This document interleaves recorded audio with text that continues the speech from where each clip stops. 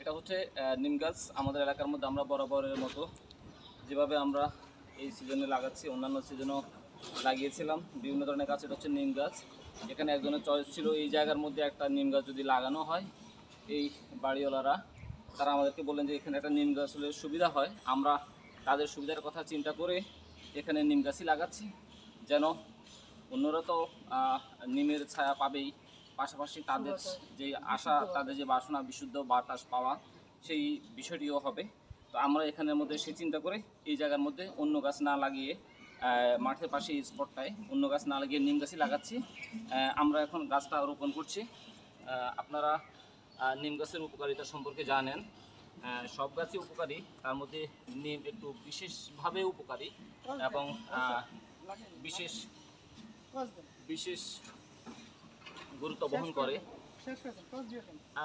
বিশেষ গুরুত্ব বহন করে। আমরা এখন গাছটার গোড়াতে মাটি দিচ্ছি। আমরা একসাথে লাগাই। ঠিক আছে।